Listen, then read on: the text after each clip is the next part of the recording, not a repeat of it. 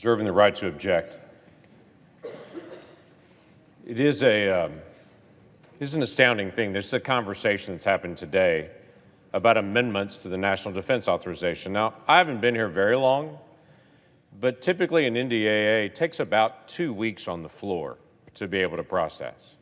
And there's a lot of conversation about different amendments. There's managers' packages.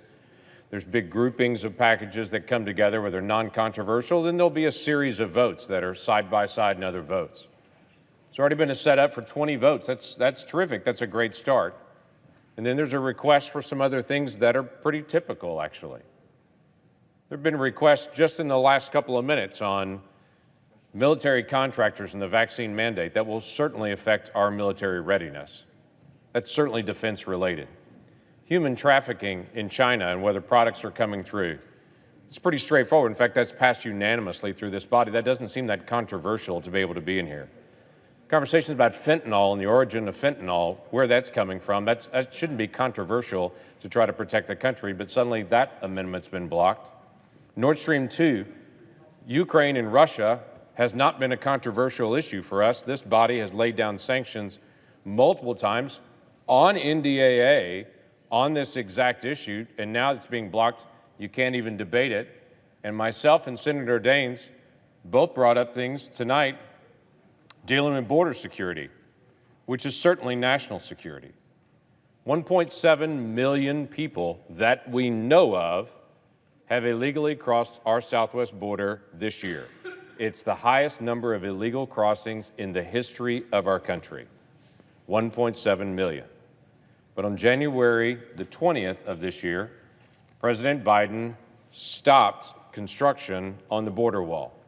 In many places, literally, where they only had to hang the gates and install the electronic infrastructure there, that was all that was left, but it stopped.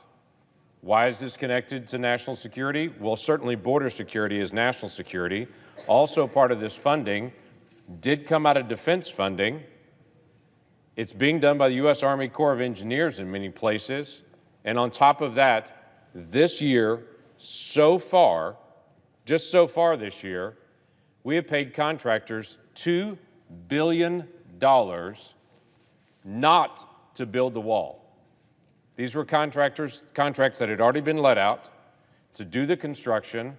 We are continuing to pay about $3 million a day to contractors not to complete the wall in sections, by the way, in sections that career individuals had selected that section and that design and then had to prove it, that that was the right place and the right design to both Republican and Democrats in this body, which they did.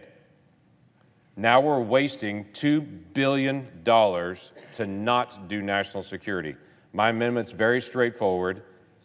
We take the contracts that are already out there and we complete those sections of the wall that have been approved by career individuals to complete those sections and not just throw the money away and waste $2 billion of American taxpayer dollars, but to actually use it for national security.